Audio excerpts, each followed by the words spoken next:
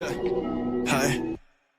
I'm on my match in the dark. I'm on my match in the dark. I'm on my match in the dark. I'm on my match in the dark. I'm on my BMI යගේ ඒ වගේම TDEE යගේ ගොඩක් වෙලාවට මේ BMI යගේ ඔයාලට හුරු ඇති. මොකද ඔයාලා gym එකකට යනකොට පළවෙනියටම ජිම් එකට ගියපු දවසේ ඔයාලගේ මේ BMI යගේ අනිවාර්යයෙන්ම ඔයාලගේ ජිම් එකේ ට්‍රේනර් නැත්නම් ජිම් ඉන්ස්ට්‍රක්ටර් අනිවාර්යයෙන්ම කැල්කියුලේට් කරලා ඔයාලට උපදෙස් දෙන්න ඇති.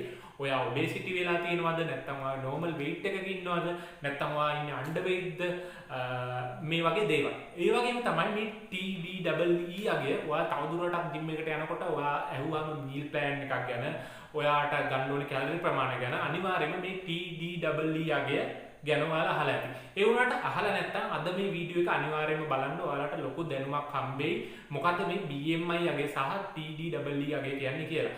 BMI යගේ කියන්නේ සාමාන්‍ය සරලව body mass index. ඒ වගේම TDEE යගේ කියන්නේ total daily energy expenditure යගේ. ඉතින් අද වීඩියෝ එක ඔයාලා බැලුවොත් ඔයාලට තේරෙයි ගොඩක් දුරට මේ BMI යගේ ගැනත් මම කියනවා. ඒ වුණාට TDEE යගේ හැදෙන්නේ කොහොමද? මොන වගේ දේවල් එකතු වෙලාද හැදෙන්නේ? ඒ සම්පූර්ණ එනර්ජි එක ගැන අදහසක් ඔයාලට මේ TDEE යගේ ගත්තොත් ඔයාලට ගන්න පුළුවන්. ඉතින් ඒත් එක්කම ඔයාලට කරන්න පුළුවන් වෙන්නේ ඔයාලගේ මීල් එක කන්ට්‍රෝල් කරන එක, ඔයාගේ වර්ක්අවුට් ෂෙඩියුල් එක ඒකට අනුව හදන එක.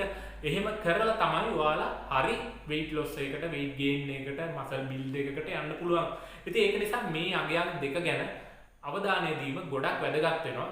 ගොඩක්ම මේ TDEE යගේ ගැන. ඉතින් යාළුවනේ ඔයාලා තාම මගේ Fitgeek YouTube channel එක subscribe කරලා නැත්නම් පල්ලෙහාන් තියෙන රතු පාට subscribe button එක click කරන්න. ඒ වගේම ඊට යහපැත්තේ තියෙන පුංචි bell icon එක click කරොත් ඔයාලට පුළුවන් ඉස්සරහටත් එකතු කරන ගොඩක් මේ වගේ videos එක්ක එකතු වෙන්න. එහෙනම් යාළුවනේ අද අපි අපේ topic එකට යමු. ඉතින් අපි මුලින්ම කතා කරමු BMI අගය ගැන. නැත්නම් body mass index.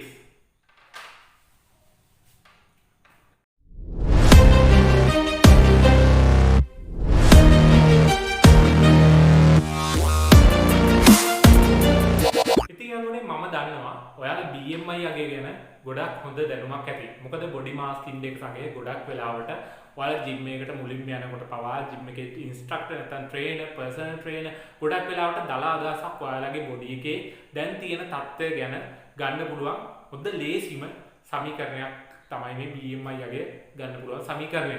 ඉතින් BMI අගය ගන්න අපිට ඇත්තටම අවශ්‍ය වෙන්නේ ඔයාලගේ බර සහ උස.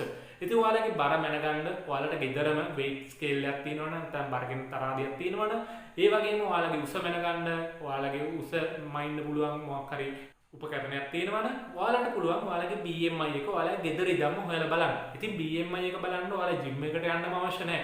ඔයාලා ගෙදර ඉඳන් ඔයාලා එක්සර්සයිස් එච්චර කරන්න කැමති නැති කෙනෙක් නම් සාමාන්‍යයෙන් මේ වීඩියෝ එක බැලුවට පස්සෙවත් උත්සාහ කරලා බලන්න BMI යගේ අරගෙන ඔයාලට දල අදහසක් ගන්න පුළුවන් ඔයා ඉන්න තැන.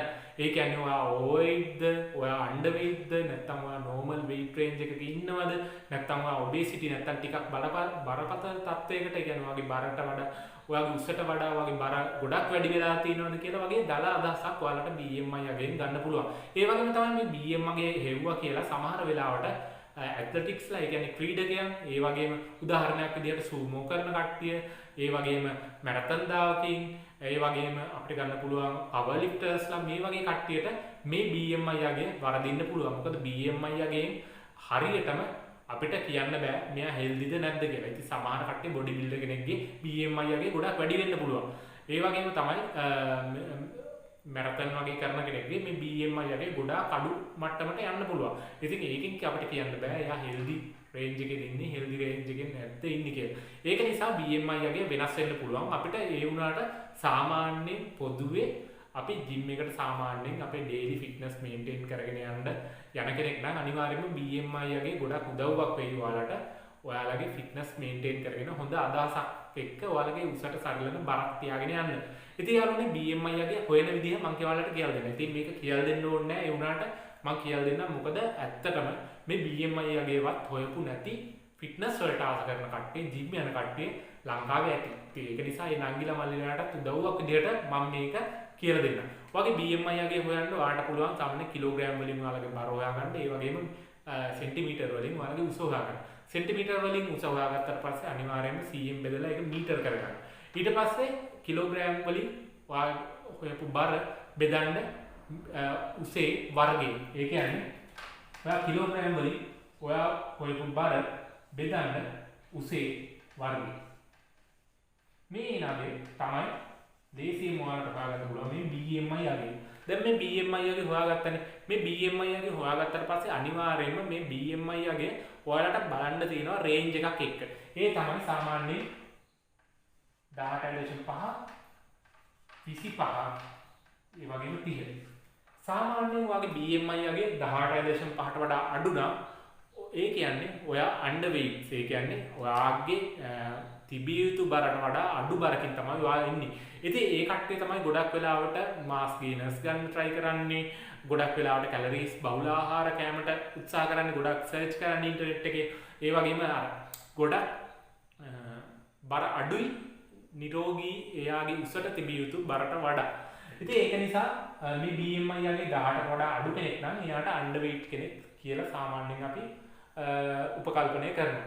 ඒ වගේම තමයි BMI යගේ 18.5යි 25යි අතර කෙනෙක් නම් අපි සාමාන්‍යයෙන් හිතනවා මෙයා නිරෝගී weight range එකක නැත්නම් එයාගේ උසට සරලන බරක ඉන්න කෙනෙක් කියලා. ඒ වගේම තමයි මේ 25යි 30යි අතර කෙනෙක් නම් සාමාන්‍යයෙන් අපි කියනවා මෙයාට overweight කෙනෙක් කියලා. ඒ කියන්නේ එයා නිරෝගී බරෙන් පොඩ්ඩක් මිදිලා එයා දැන් ටිකක් බර වැඩි වෙලා. බර වැඩි කෙනෙක්. ඉතින් මේ ලෙවල් එකේදී ඔයාලා පටන් ගත්තොත් එක්සර්සයිසස් කරන්න ඔයාලගේ BMI යගේ මේ 25යි 30යි අතර නම් තියෙන්නේ. ඔයාලට එක්සර්සයිස් කිරීම සහ ඔයාලගේ කැම වේල් ඒව ටිකක් පාලනය කරන විදිහට සරල විදිහට කරනකොට ඔයාලට මේ හොඳ healthy BMI range එකට යන්න පුළුවන්. ඒ වගේම තමයි ප්‍රශ්නය තියෙන්නේ මේ BMI යගේ 30 සහ 30ට වැඩි කට්ටිය. ඒ කට්ටියට අපි කියනවා obesity මට්ටමේ ඉන්න කට්ටිය කියලා. ඉතින් obese කට්ටිය කියන්නේ අනිවාර්යයෙන්ම obesity කියන්නේ දැනට තියෙන මේ NCD එකක්. ඒ කියන්නේ non communicable diseases. නැත්නම් අපි කියනවා බෝනවන රෝග කියලා. මේ බෝනවන රෝගයකින් එකක් තමයි මේ obesity කියන්නේ. ඉතින් obese මට්ටමේ ඉන්න කෙනෙක්ට අනිවාර්යයෙන්ම ගොඩක් සැලකිලිමත් වෙන්න වෙනවා. එයා කන ආහාර, ඒ කියන්නේ හොඳ diet plan එකකට යන්න වෙනවා. ඒ වගේම හරියට workout කරන්න, ගොඩක් active දවස ගවන්න වෙනවා. ඒ වගේම තමයි ගොඩක් වෙලාවට අනිත් බෝනවන රෝග වලටත් ලක් වෙනවා. ඒ කියන්නේ high blood pressure, high blood sugar, ඒ වගේම high cholesterol levels, ඒ වගේම ගොඩක් දේවල් වලට මේ වගේ obesity මට්ටමේ ඉන්න කට්ටිය නැත්තම් BMI අගේ 30 සහ 30ට වඩා වැඩි කට්ටිය ලක් වෙන්න පුළුවන්. ඒ වුණාට මේක මම ඉස්සෙල්ලා කිව්වා වගේම මේ කැල්කියුලේෂන් මේ BMI අගේ අදාළ වෙන්නේ නැති වෙන්න පුළුවන් සමහර ක්‍රීඩකයන්ට. ඉතින් ක්‍රීඩකයන්ගේ ක්‍රීඩාව අනුව සමහර වෙලාවට weight එක වැඩි වෙනවා. ඉතින් බොඩි බිල්ඩින් කියන්නේ ක්‍රීඩාවක් නිසා මේ BMI අගේ සමහර බොඩි බිල්ඩර්ස්ලාගේ වෙනස් වෙන්න පුළුවන්. ඉතින් යාළුවනේ අපි ඊළඟට කතා කරමු මොකද්ද මේ total daily energy expenditure කියන value එක මොකක්ද කියලා. ඉතින් total daily energy expenditure කියන්නේ ඔයාට දවසට අවශ්‍ය කරන energy එක. ඒ කියන්නේ සම්පූර්ණ ශක්ති ප්‍රමාණය තමයි ගණනය කරන්න මේ total daily energy expenditure එකෙන් කරන්නේ. ඉතින් මේ total daily energy expenditure එක දැනගන්න එක ගොඩක් වටිනවා. ඉතින් total daily energy expenditure value එක හැදෙන්නේ කොහොමද කියලා මම දැන් ඔයාලට විස්තර කරන්නම්. සාමාන්‍යයෙන් මේ total daily energy expenditure value එක හැදෙන්නේ මේ resting energy expenditure value එක සහ non resting energy expenditure values එකතු වීමෙන්. ඉතින් මේ resting energy expenditure value එකෙන් තමයි මේ total daily energy expenditure value එකට එන energy එකෙන් 70%ක්ම මේ resting energy expenditure එකෙන් තමයි හම්බෙන්නේ. ඉතින් ඒ වගේම තමයි non resting energy expenditure එකෙන් 30ක් තමයි හම්බෙන්නේ මේ total daily energy expenditure value එකට. ඉතින් ගොඩක් කට්ටිය කරන වැරද්දක් තමයි මේ ඔයාලගේ තියෙන එනර්ජි එකෙන් මේ 70%ටත් වඩා අඩු ප්‍රමාණයක් ඔයා මේ resting energy expenditure එකට තියාගත්තොත් ඇත්තටම ඔයාට එනර්ජි එක නැති වෙනවා ඔයාගේ බොඩි එකේ නිදහස්ව ඉන්නකොට. ඒ කියන්නේ ඔයාගේ බොඩි එක නිදහසේ ඉන්නකොට කිසිම ඇක්ටිවිටි එකක් කරන්නේ නැතුව ඔයාලගේ බොඩි එක ඇතුලේ සිදුවෙන ක්‍රියාකාරකම් වලට අවශ්‍ය එනර්ජි එක. ඉතින් දවස පුරා මේ එනර්ජි එක අවශ්‍ය නිසා ඔයාලා මේ 70%ට අඩුවෙන් ඒ එනර්ජි එක දුන්නොත් ඔයාලට හරියට ඔයාලගේ බොඩි එකේ ඇතුලේ සිදුවන මේ ඉන්වොලන්ටරි ඇක්ටිවිටීස් වලට ගොඩක්ම සිදු කරන්න බැරි වෙනවා. ඉතින් ඒක නිසා ඔයාලා අඩුම ගානේ මේ 70%ක්වත් ඔයාලගේ total daily energy expenditure එකට, ඒ කියන්නේ ඔයාගේ total daily energy එකට දායක කරන්න වෙනවා. ඒක තමයි ඇත්තටම අපි කියන්නේ ඔයාලගේ BMR අගය කියලා. ඒ කියන්නේ basal metabolic rate එක. මේ basal metabolic rate එකටත් අපි කියන්නේ සාමාන්‍යයෙන් මේ resting energy expenditure එක කියලාම තමයි. මොකද basal metabolic rate එක තමයි මේ ඔයාලගේ resting energy expenditure එක. ඉතින් මේ basal metabolic rate එක ඔයාලා හොයාගත්තට පස්සේ ඔයාලට තියෙන අදහසක් මේක තමයි මේ අගය තමයි ඔයාලට මේ basal metabolic rate එක එන අගය තමයි මේ එන අගයෙන් ඔයාලට මේ එන කැලරි ගානේ ඔයාලට තීරණය කරන්න පුළුවන් මේ අඩුම තරමේ මෙච්චර කැලරි ප්‍රමාණයක්වත් මට තියෙන්න ඕන වෙනවා මේ දවසේ ඔයාලා කිසිම ක්‍රියාකාරකමක් නොකර එක තැනකට වෙලා හිටියත් ඔයාලගේ බොඩි එකට ඔයාලගේ බොඩි එකේ වෙන ඉන්වොලන්ටරි ඇක්ටිවිටීස් වලට අවශ්‍ය එනර්ජි එක ඔයාලට මේ basal metabolic rate එකෙන් හම්බෙන්නේ. ඉතින් ඊළඟට වැදගත්ම දේ තමයි දැන් ඔයාලා දන්නවා මේ 70% අපිට වෙනස් කරන්න බෑ. 70%ට වැඩි කරනවා මිසක් 70%ට අඩු කරන්න අපිට බෑ. මොකද අපිට මේ basal metabolic rate එක නැත්තම් අපිට අපි rest එකේ ඉන්නකොට අවශ්‍ය අඩුම අපේ බොඩි එක ක්‍රියාකාරීත්වයේ තියාගන්න අවශ්‍ය අඩුම එනර්ජි එකවත් අපි දෙන්න ඕනේ. ඉතින් ඊළඟට non resting energy expenditure මේක තමයි අපිට ගොඩක් වැදගත් වෙන්නේ. මේ non resting energy expenditure එක අපිට බෙදුව හැකි ඔයාලගේ thermic effect එකට. thermic effect ඊට පස්සේ ඔයාලගේ exercise energy expenditure එක විදිහට ඒ වගේම non exercise activity thermogenesis. ඒ කියන්නේ මේ thermic effect එක කියන්නේ ඔයාලගේ බොඩි එකේ ඔයාලා thermic effect of feeds. ඒ කියන්නේ ඔයාලා බොඩි එකට ආහාර එකතු කර ගන්නවානේ, ඔයාලා කෑම දෙනවානේ. ඔයාලගේ මේ digestive කරන එක, ඒ වගේම ඔයාලගේ කෑම වල තියෙන nutritions absorb කරගන්න එක, ඒ වගේම තමයි මේක non digestive ඒවා waste එක විදිහට ශරීරයෙන් බැහැර කරන එක. මේ ක්‍රියාවලිය ඔක්කොම කරන්න ශරීරයට ශක්තිය අවශ්‍යයි. ඒට අවශ්‍ය ශරීරයට අවශ්‍ය ශක්තිය තමයි මේ thermic effect of feed එකෙන් ඔයාලට අවශ්‍ය ශක්තිය. ඒ වගේම තමයි මේ exercise energy expenditure එක. exercise energy expenditure එකෙන් ඔයාලට හම්බෙන්නේ ඔයාලා exercise එකක් කරනවා නම් ඔයාලා exercise කරන කෙනෙක්ට මේ ප්‍රමාණයට energy එකක් ඔයාලට අවශ්‍ය වෙනවා. ඒ කියන්නේ exercise energy expenditure එක වෙනුවට. ඒ වගේම තමයි non exercise activity thermogenesis කියන්නේ. ඒ කියන්නේ non exercise activity thermogenesis කියන්නේ ඔයා ඇත්තටම එක්සර්සයිස් එකක් කරන්නේ නැති කෙනෙක් නම් ඔයාගේ හිතනවා ඇවිදිනවා, දුවනවා, පයින්නවා, ඔයා කතා කරනවා, මේ දේවල් වලට වැය කරන එනර්ජි එක තමයි මේ non exercise activity thermogenesis වලින් කියන්නේ. ඉතින් මේ තුනම එකතු වෙලා තමයි මේ non resting energy expenditure එක හැදෙන්නේ. ඒ කියන්නේ 130. ඉතින් මේ 130න් ඔයාලට මේක අඩු වැඩි කරන්න පුළුවන්. ඒ කියන්නේ මේ වාට එක්සර්සයිස් කරන්න පුළුවන්, නැති වෙන්න පුළුවන්. ඒ වගේම තමයි ඔයාගේ ඇක්ටිවිටි, ඒ කියන්නේ non exercise activities වැඩි කරන්න පුළුවන්, අඩු කරන්න පුළුවන්.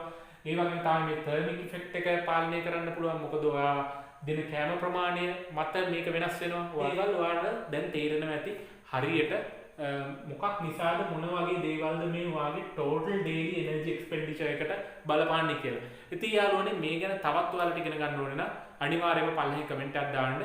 මේක ගැන පැහැදිලි මදි නම් ආපහු මට කියන්න, මම ආපහු තවත් වෙන වීඩියෝ එකක මේ total daily energy expenditure එක සහ මේ BMR value හොයන හැටි, ඒ වගේම මේ thermic effect එකට එන values හොයන හැටි, exercise energy expenditure එක, ඒ කියන්නේ මේක නම් exercise energy expenditure එක ඔයාලට බලන්න පුළුවන්. සාමාන්‍යයෙන් ඔයාලා moderate exercise එකක් කරනවා නම් මෙච්චර value එකක්, මෙච්චර කාලයකදී කරනවා නම් මෙච්චර value එකක්, මේ විදිහට වෙන් කරලා ඔයාලට හොයාගන්න පුළුවන්. ඒ වගේම තමයි non exercise activity thermogenesis එකෙන් ඔයාලට හොයාගන්න පුළුවන් මේකට යන ප්‍රමාණය. සාමාන්‍යයෙන් ඔයා ඇවිදින කෙනෙක් නම් සාමාන්‍යයෙන් normal daily average person කෙනෙක්ට කොච්චර ප්‍රමාණයක් කරනවද කියන එකේ ඔයාලට ඇත්තටම හොයාගන්න පුළුවන් total daily energy expenditure එක. ඉතින් ඔයාලට තේරෙනවා ඇති මේ දේවල් කොච්චර අපේ මේ total daily energy expenditure එකට related ද. ඒ වගේම තමයි මේ අගය අපිට මේ අගය වෙනස් කරගන්න බෑ. ඒ වුණාට අපිට මේ අගයන් වලින් අපිට ඔයාලගේ total energy expenditure අගය වෙනස් වෙන්න පුළුවන්. ඉතින් ඒ අනුව ඔයාලගේ health එක maintain කරගෙන යන්න, ඔයාගේ weight එක අඩු කරගන්න, බර වැඩි කරගන්න, බර අඩු කරගන්න, ඔයාගේ body එක build කරගන්න මේ දේවල් වලට මෙන්න මේ අගය ගොඩක් වැදගත් වෙනවා. මේ අගයන් ඔක්කොම හොයාගන්න එක ගොඩක් වැදගත් වෙනවා. ඉතින් යාළුවනේ මේ සම්බන්ධව මම තවත් වෙනම වීඩියෝ එකක ඔයාලට කියලා දෙන්න. ඉතින් ටිකක් සංකීර්ණයි මේක. පොඩ්ඩක් ආපහු මේ වීඩියෝ එක මුලින්දන් අගට ආපහු බලන්න. මේ දේවල් හරියට තේරෙනකම් තේරුම් නැත්නම් කියන්න මම අනිවාර්යයෙන්ම තවත් වීඩියෝ එකකින් මේ total daily energy expenditure values ගැන කතා කරන්න. එහෙනම් යාළුවනේ ජය වේවා.